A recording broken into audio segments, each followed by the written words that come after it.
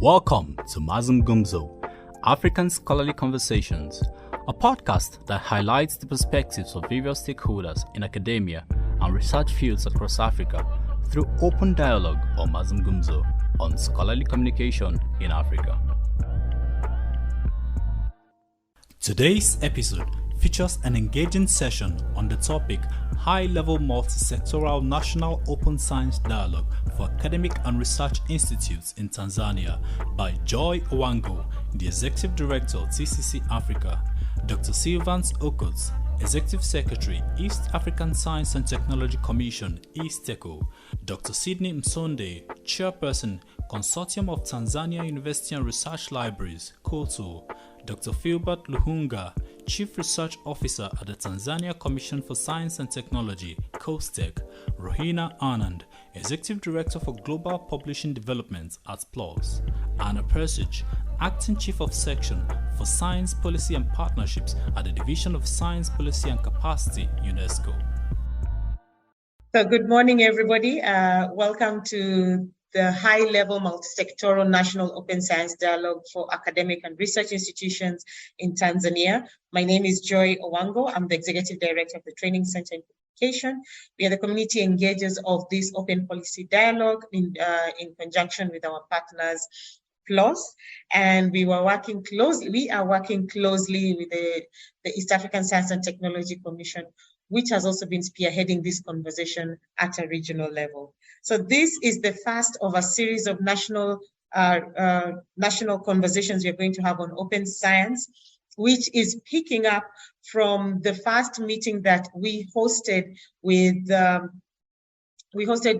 in conjunction with the East African Science and Technology Commission in September last year, when we wanted a buy-in from all the partner states in understanding the importance of the awareness of open science. Out of that regional meeting, it was made clear that national conversations need to be done on open science, as the messaging on open science and the information on open science is going to be included in the STI policy that the East African Science and Technology Commission is working on, of which all the partner states have actually signed to.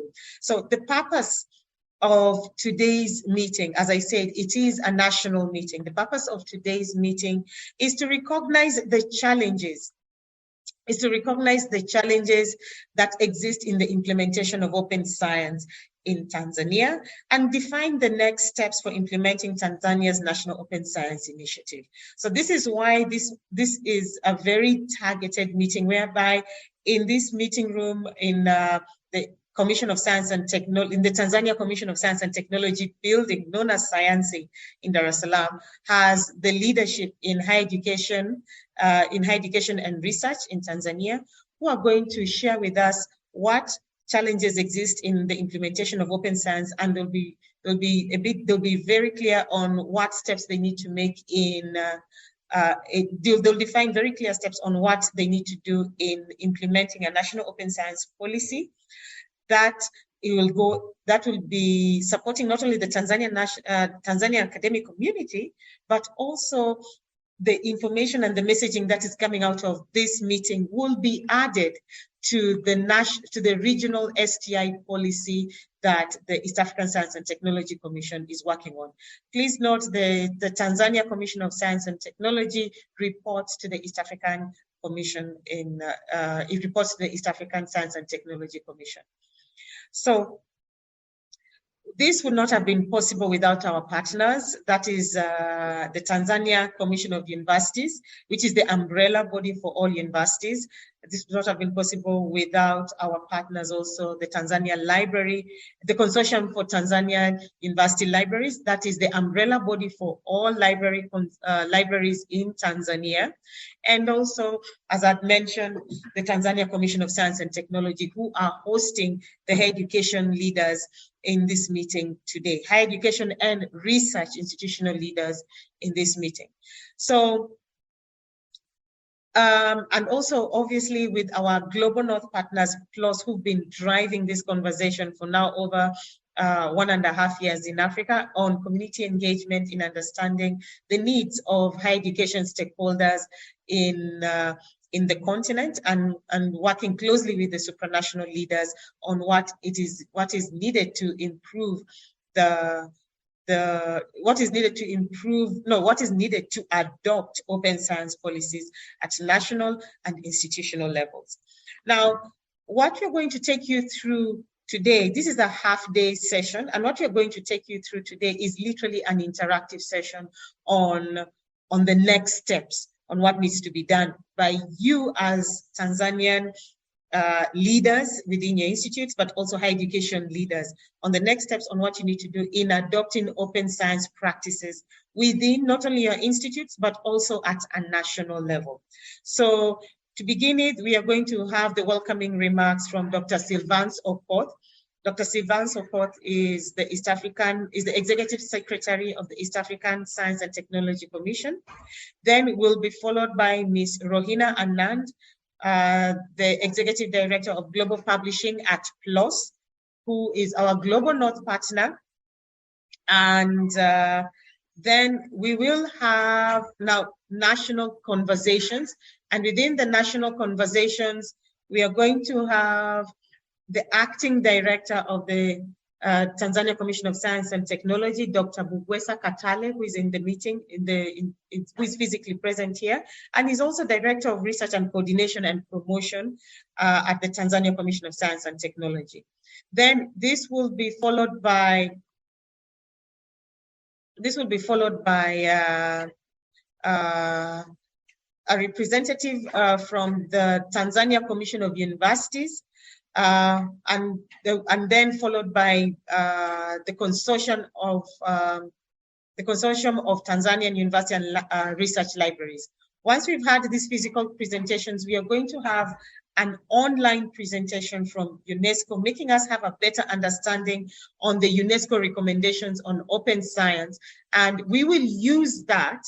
We will use these conversations that are shared with us to have an interactive session, of which you're going to have access to the links online, the Google Docs online, an interactive session on the challenges that are impeding the higher education stakeholders in Tanzania on implementing national open science policy, the national open science initiative, and what actionable steps you intend to take to implement open science.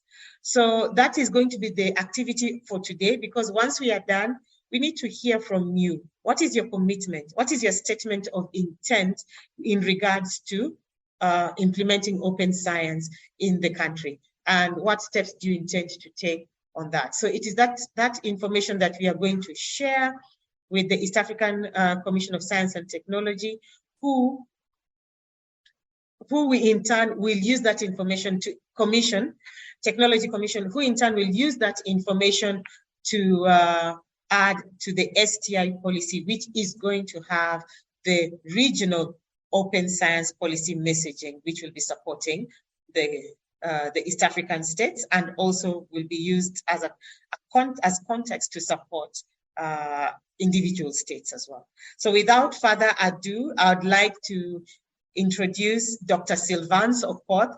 He's the Executive Secretary of the East African Science and Technology Commission.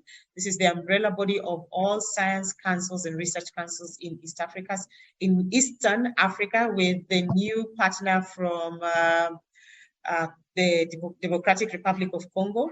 Dr. Sylvanus Okoth is going to be speaking from the headquarters in Kigali, and he will be giving us the remarks from IASTECO, but then he's also going to make us understand the mechanisms for implementing open science initiatives, some of the challenges and the opportunities, and what IASTECO is trying to do in promoting the awareness of open science in the region. Over to you, Sylvanus. Thank you very much, Joy, for giving me a chance. Good morning, everyone. Good morning. Good morning. Yeah, as you've been told, I'll reintroduce myself. I'm Sylvan Sokot. I'm the Executive Secretary for East African Science and Technology Commission. The commission is based in Kigali, Rwanda, and I'm speaking from there. To the Director General for COSTECH, who I believe is present with us or represented, the Director Laws, Executive Director TCC Africa, representatives from the academia and research institutions who are here with us, stakeholders of science, technology, and innovation, ladies and gentlemen, let me take this opportunity to welcome you all to this high-level multi-sectoral national open science dialogue session. As you've been told, and as I've just reiterated, I'm from ESTECO. Briefly about ESTECO. ESTECO is the institution of East African Community, which is mandated to promote and coordinate the development, management, and application of science and technology in the partner states. And the partner states of East African Community, as you've been told, are now 7, with the inclusion of Democratic Republic of Congo last year. Tanzania is a member, Uganda is a member, Kenya is a member, DRC, as I've said, is a member, Uganda, yes, I've said, Burundi is a member, and also Rwanda. So those are the countries that make up the East African Community. So as I've said, that the mandate of ESTECO looked at the regional level, encompasses what open science entails, and at the level of dissemination of scientific information, scientific data, and interaction in various fora for the purpose of transmission and sharing of information, the open science principles and practices come in handy. Having noted this, about 3 years ago, ESTECO sought partners who are represented here, the Public Library of Sciences, and the Training Center in Communication Africa, together with all the institutions, commissions of science and technology in partner states that coordinate together with the state at the regional level to promote science and technology in the region, to come up with a partnership that would help promote open science practices and principles, generally called open science policy, within the region. We had noted that bits and pieces or aspects of policies, aspects of open science practices and principles are ongoing in the region, but there is no regional policy or direction that guides the harmonization of such practices and principles in a way that they would yield synergy and give much more than they would do when practiced haphazardly. With that realization, ESTECO championed the inclusion of open science policy within the East African Science and Technology Innovation Policy. And this has reached very high levels. And we are happy that Tanzania and indeed all the partner states were represented and agreed in principle that this is the way to go. So as we sit here, I would like just to remind us that the purpose of that partnership, whose membership I have described, is to ingrain open science and open access principles and practices in regional science, technology, and innovation activities, so as to ensure that the community reaps the benefits for accelerated regional integration and socioeconomic development through science and technology. The key goal is to enhance acceptance and adoption of open science and open access principles and practices so as to increase its socioeconomic development and regional integration of the EAC partner states through science communication. The objective is to widen and deepen the application of the same in the region so as to ensure that we enhance production, dissemination, adoption, and use of scientific data and information for enhanced socioeconomic development. We are therefore here honored today to host us in this high-level blended multi-sectoral national open science dialogue for academia and research institutions in Tanzania. This, in effect, is a follow-up, as has been said by Joy, to the regional meeting that was hosted on open science and open access principles and practices in East African Community Partner States on the 22nd of September last year. But in the context of today's National Open Science Dialogue, we purpose to recognize the challenges that exist in the implementation of open science principles and practices in the United Republic of Tanzania, as we will be told later. And indeed, this mirrors what happens in the region, in all the partner states, in their own unique ways. Secondly, we purpose to help United Republic of Tanzania to define next steps for implementing Tanzania's National Open Science Initiative. Ladies and gentlemen, as you may be aware, open science is a movement aimed at making science more open, more accessible, more efficient, democratic, and transparent. The transition to open science allows scientific information, data, and scientific outputs to be more widely accessible and more reliably harnessed with the active engagement of all relevant stakeholders. Open science is therefore beneficial in promoting efficiency, guaranteeing great access to scientific inputs and outputs, and thereby improving the effectiveness and productivity of the research system. And it does this by a number of ways. One, by reducing duplication and the cost of creating, transferring, and reusing data. And two, by allowing more research from the same data. And finally, by multiplying opportunities for domestic and global participation in the research process. In addition, I would also reiterate that the users of open science tools can help increase the efficiency of research and of its diffusion. Ladies and gentlemen, we also note that open science is about increased rigor, which is very, very important in increasing the accountability in science, and also reducing waste, and also encouraging reproducibility for research. It is based on the principles of inclusion, fairness, equity, and sharing, thereby ultimately seeks to change the way research is done, who is involved, and how it is valued.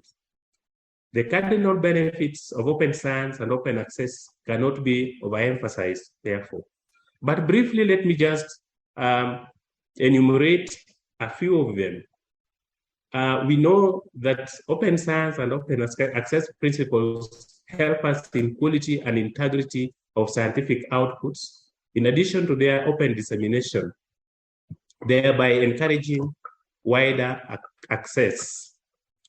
A lot of economic benefits, because interaction with the scientific information creates a mindset of innovation and invention that in turn help us in generating goods and services that are economically beneficial to society.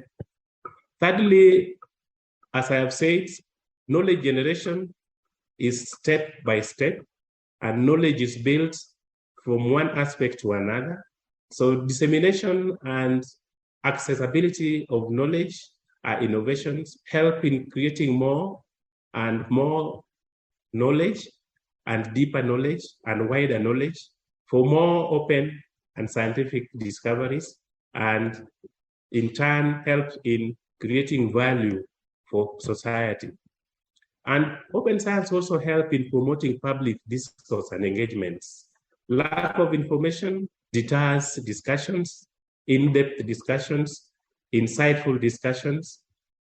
The exact opposite promotes the same. So we think this is the right way to go, because these are key benefits for individual countries in partner states and for the region as a whole. And if you look at the global sphere, we have been in a global village, kind of. And the more you get to know about what goes on in other countries, in other sectors, in other continents, in science and technology through open science, help a lot in building or transferring technology and information across the globe. Considering all these benefits, just to summarize, we thought as a partnership that is the way to go. We purpose to impress open science and open access principles and practices in regional science, technology, and innovation system to ensure that the community, that is EAC, and indeed the region, and going outwards continentally, benefits for accelerated regional integration and socioeconomic development. I wish to thank all participants here presented or represented in terms of organizations, individuals, and wish you all a fruitful dialogue to ensure that we help the URT, United Republic of Tanzania, identify challenges faced in development of open science practices and find solutions to these challenges in an attempt to move forward in its quest to implement open science initiative in the country. Once again, thank you very much for your participation, and wish you fruitful discussions and resolutions in adopting open science in the United Republic of Tanzania. May God bless you all. Thank you. Thank you so much. That was a really nice way to open the session.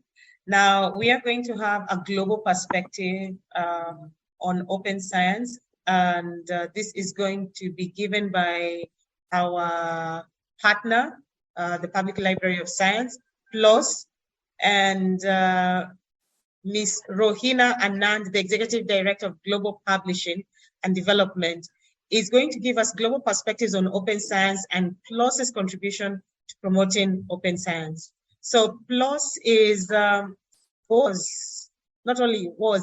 actually one of the pioneer publisher globally to have adopted innovative ways to make research accessible through the open access model, but they're also coming up with even more innovative ways to make research more accessible, especially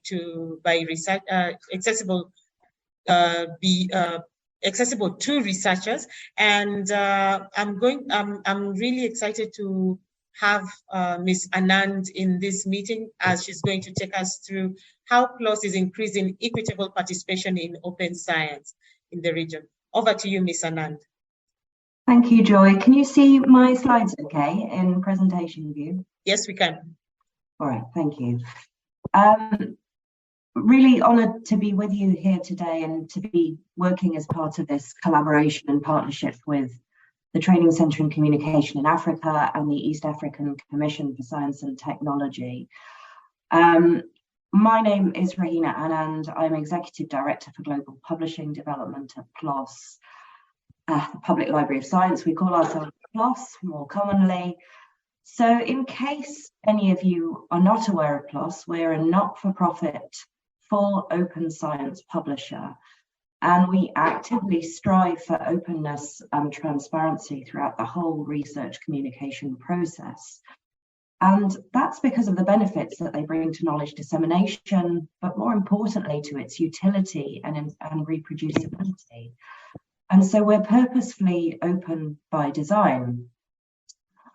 I'm going to talk about our mission and how we are trying to increase equitable participation in open science, and how collaborations such as this with the Training Centre in Communication in Africa and the East African Commission for Science and Technology are part of that mission. So from our inception, PLOS have been focused on catalysing broad-scale systemic change. And that's because we recognize that most existing journals were resistant to change their business practices. So in 2003, around 20 years ago now, we launched our first fully open access journal with the intention to empower researchers to make their science immediately and publicly available online without restrictions. And our article processing charge, or article publication charge, or APC, it was revolutionary at the time, and it paved the way for a new wave of publishing options that ensured the future of open access. What we learned through that is that catalyzing change is possible. And over the past 20 years, we've helped to prove the viability of open access, which is now mainstream. We changed the publishing landscape via PLOS One, which was the first multidisciplinary publication, inclusive of all rigorous ethical research. And that's a really important point that I'm going to come back to. And we helped focus the conversation about peer review on rigor and transparency, demonstrating also the importance of data availability. But what we also learned is that there have been unintended consequences. Author pays models through article processing or publication charges, or those APCs that I've just referenced. They're exclusionary, and they can create a barrier to inclusion in knowledge sharing and dissemination. And so I'll also talk about how we're trying to start to address this. So how does our role at PLOS in open science and what we do to support it fit within that global perspective on open science?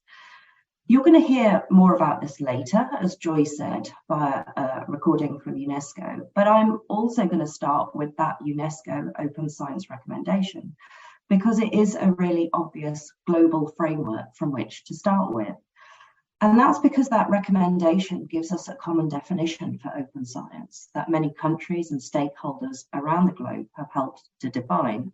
And so it's an incredibly powerful starting point for all of us. There are a few key parts of that definition that I'd like to highlight in particular, because they show how open science has equitable participation at its core. Firstly, that inclusiveness is not only part of open science, but core to its principles.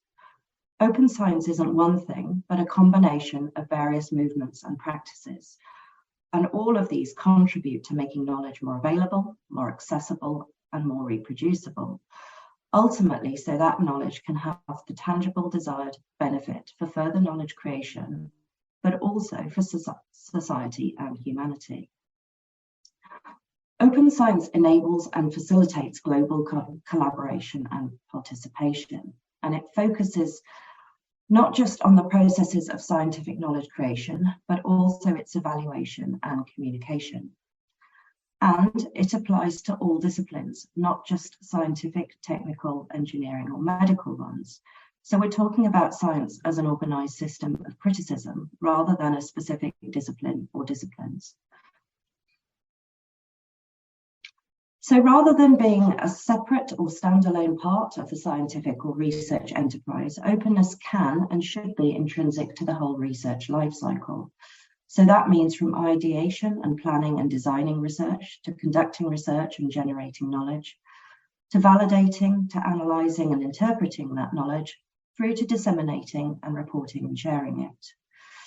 And as the UNESCO Open Science definition says, opening the processes of scientific knowledge creation, evaluation and communication, not just one output, to all. So from our perspective at PLOS, open science is about more than being able to just read an article. It's about providing the right context to understand it, the resources to replicate it, as well as the tools to collaborate and make science better. And it enables equitable participation in knowledge creation and sharing. But what does open science look like in evaluating and communicating research, or open science in publishing? So it involves transparent processes. And when we're talking about transparent processes, we mean things like identifiers and taxonomies. They include, for instance, ORCID, and an ORCID ID ensures that researchers' work is properly attributed to them and that they receive credit for it. And we require that for submitting articles to our journals at PLOS. We also have the credit taxonomy, and this ensures that each author's individual contribution to their research is defined. Transparent processes also mean preprints, and this is where authors share an early version of the work and get early public comments. And preprints enable rapid dissemination of results, and they also allow researchers or research groups to establish priority for their work. And they also increase citations, attention via citations to the work. Transparent processes also include open peer review, and this means open or transparent peer review. What that means from the PLOS side is that the peer review materials are accessible, and so we're talking about the peer reviews plus the editor's comments. What that doesn't mean is that the peer review processes are any less rigorous or robust, or that the usual ethical checks are not applied, only that the related materials are accessible when the article is published. Open science and publishing also includes access to multiple research outputs, sharing more of the outputs of that research that tell the whole research story rather than just one article. So that includes open data, open code or open methods, through to protocols, reagents, reporting checklists, all of which together hopefully contribute to greater reproducibility and ability for that knowledge to be used and built on. But open science and the principles of open science also include ways to counter publication bias. And when I talk about publication bias, I'm talking about instances or the ecosystem where papers that report positive results are more likely to be published.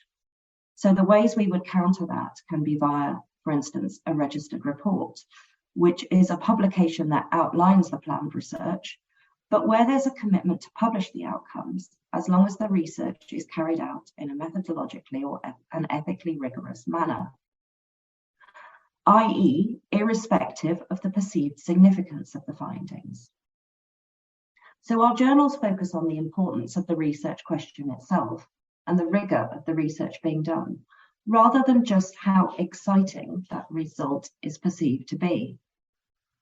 Because if a research question is worthy of funding or resourcing, then the outcome should be worthy of sharing. And all of this moves us from publishing as an event that happens when an article appears, to become a process that better mirrors how research is carried out and then communicated.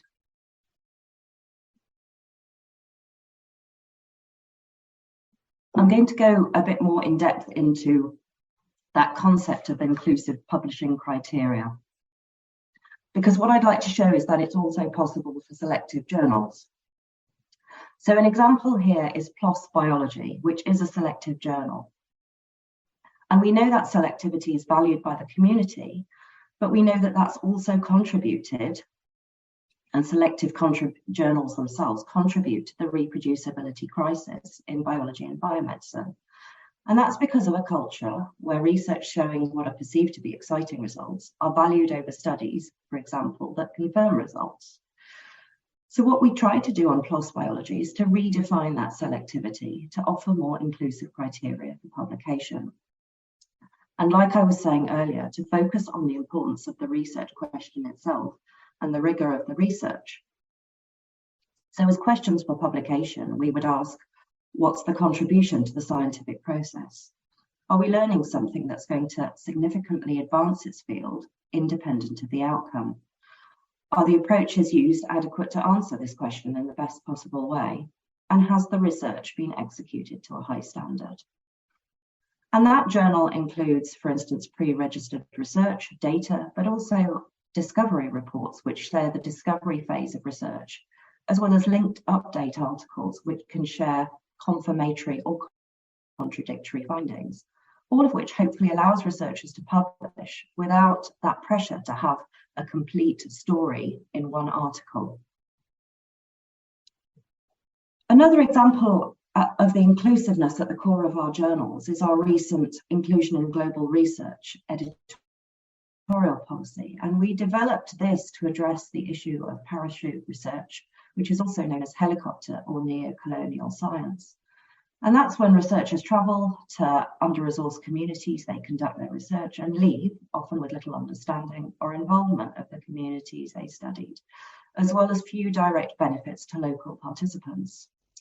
So we developed a questionnaire with members of our editorial community that outlines ethical, cultural, and scientific considerations specific to inclusivity in global research.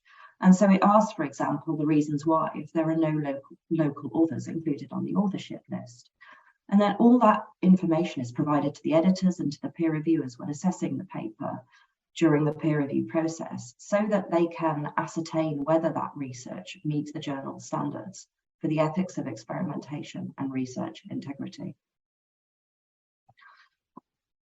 So as well as evolving our journals to better reflect the research process, we design them with open science principles and practice at their core.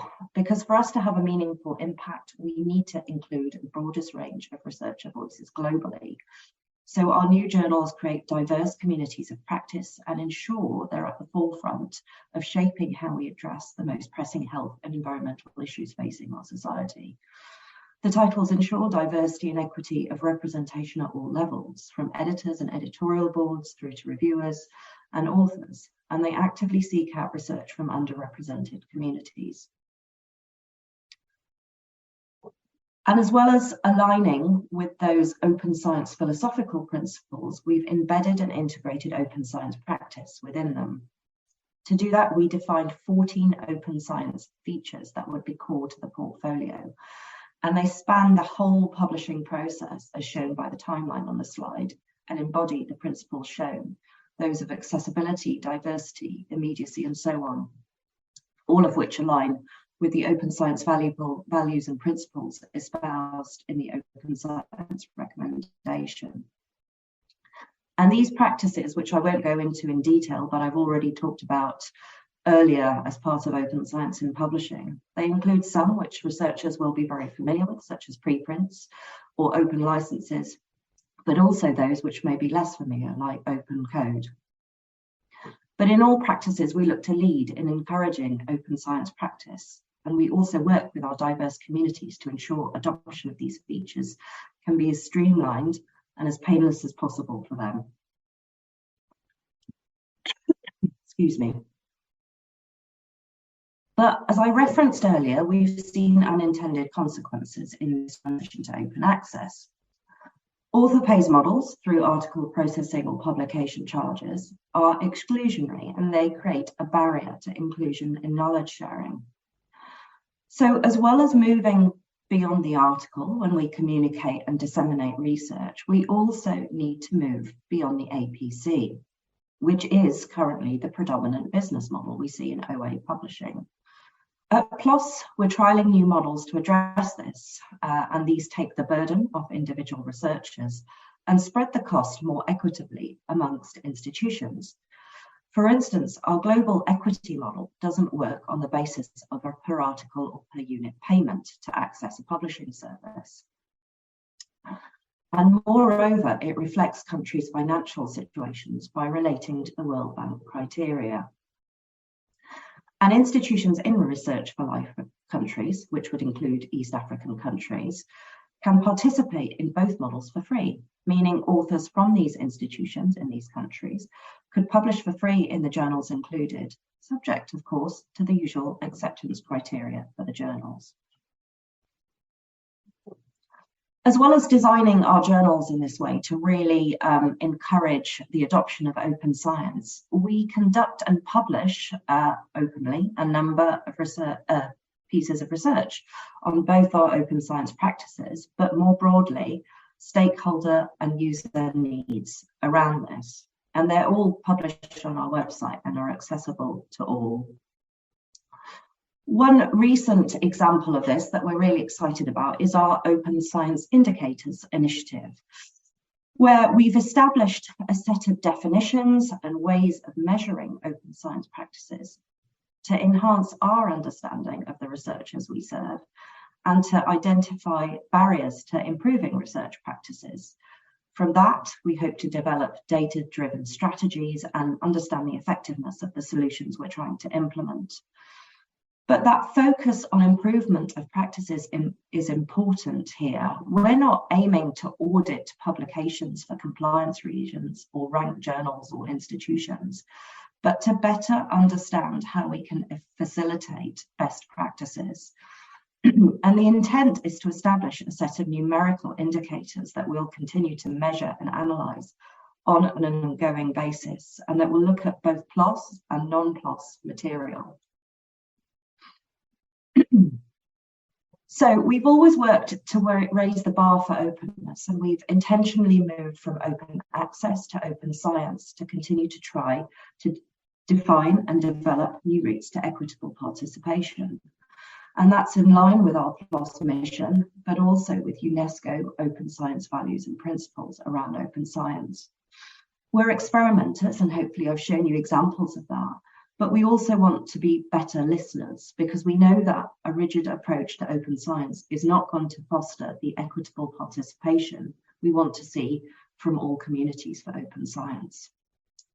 So working with you as key stakeholders in the research ecosystem is fundamental to moving open science forward, so that with you, we can find solutions that work in your local contexts, rather than just assuming that everything in the global north applies elsewhere, as is often the case in the assumption, and which it shouldn't be.